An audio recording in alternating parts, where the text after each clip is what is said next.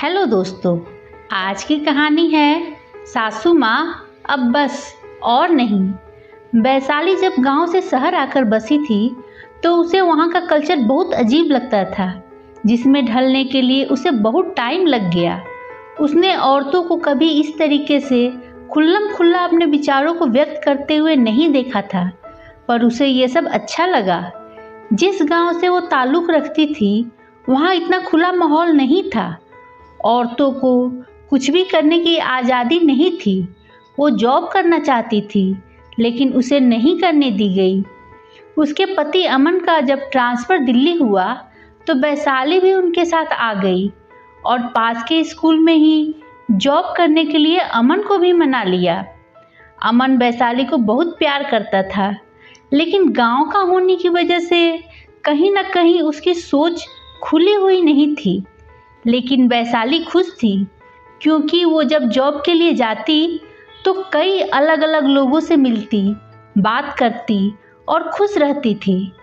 वैशाली का एक बेटा था शुभम, जो दूसरे स्कूल में जाता था।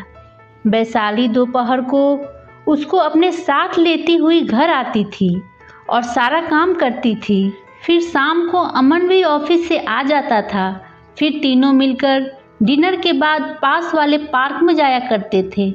उन दोनों की सैर हो जाती और शुभम वहाँ खेल लिया करता था। वैशाली अमन को सारी बात बताया करती और अमन उसे अपने ऑफिस के बारे में सारी बातें शेयर करता था। दोनों पति पत्नी कम और दोस्त ज़्यादा हो गए थे। एक दिन गांव से वैशाली की सास आई, जो उनके पास कुछ टाइम रहने के लिए आई थी। जब उन्होंने वहाँ का कल्चर देखा तो चीज़ें उनके सहन से बाहर हो गई। 2-3 दिन तो उन्होंने खुद पर बहुत नियंत्रण रखा, लेकिन तीसरे दिन ही उनसे खुद पर काबू न रखा गया और अमन से बात करने की सोची। उन्होंने अमन से कहा कि तू अच्छी खासी नौकरी कर रहा है, तुझे क्या ज़रूरत है अपनी पत्नी से काम करवाने की? और वैसे भी मैं घर पर पड़ी बोर हो जाती हूँ, तो तू उसकी नौकरी छुड़वा दे। अमन को कुछ समझ नहीं आया तो वो सोचता हूँ बोलकर ऑफिस चला गया।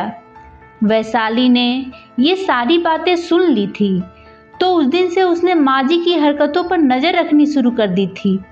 एक दिन उसको स्कूल में देर हो रही थी तो उसने अपनी सहेली पुष्पा को बोला कि शुभम को स्कूल से लेकर घर छोड़ देना, वहाँ मांझी होगी।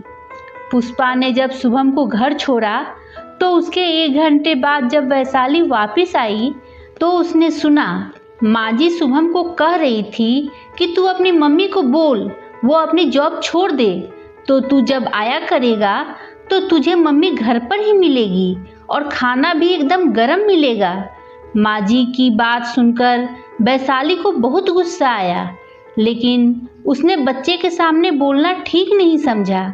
अगले दिन रात को जब खाना खाकर अमन और वैशाली सैर के लिए जाने लगे तो मांझी ने पेट में दर्द को लेकर सारा घर सर पर उठा लिया और उनका जाना कैंसिल हो गया।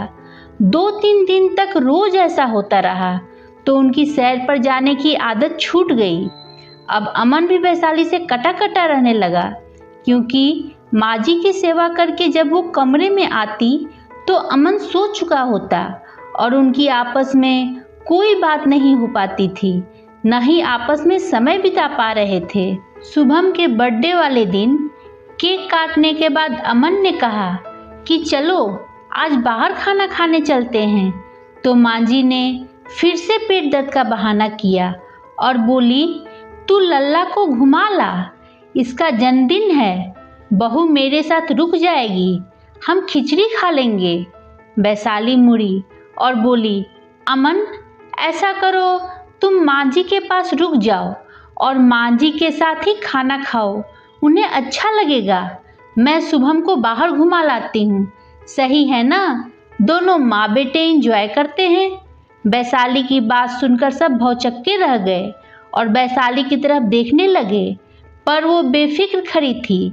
वैशाली ने अमन को कहा कि अब बस और नहीं, और रोज रोज माँ जी के होने वाले पेट दर्द की वजह शुभम को माँ की जॉब छुड़वाने वाली बात पर बहकाना और सारा काला चिट्ठा अमन के आगे खोल कर रख दिया। अमन माँ के बर्ताव से हैरान था। उसने माँ से पूछा कि ये सब सच है? तो माँ बोली, क्या ज़रूरत है इसको नौकरी करने की? तू अच्छा खासा कमा तो रहा है ना, तेरे से घर के कामों में मदद लेती है। अगर घर रहेगी तो खुद काम करेगी ना। अमन ने जवाब दिया कि बस करो माँ, ये मेरी मर्जी से नौकरी करती है और इसकी तनख्वाह से हमारे घर में मदद होती है, तो अगर मैं इसकी मदद करूं तो उसमें क्या हर्ज है। दूसरी बात, अगर आप घर पर बोर हो जाती हो तो सत्संग में जाओ, शुभम का ख्याल रखो, लेकिन उसे गलत बातें मत सिखाओ। माँ को अब समझ आ चुका था कि चुप रहने में ही भलाई है। वैशाली अमन को चुपचाप देख रही थी और मन ही मन उसका धन्यवाद कर रही थी। दोस्तों, इस कहानी के बारे में अपने विचार कमेंट कर जरूर बताएं। चैनल पर नए हैं तो चैनल को सब्सक्राइब जरूर करें। धन्यवाद दोस्तों।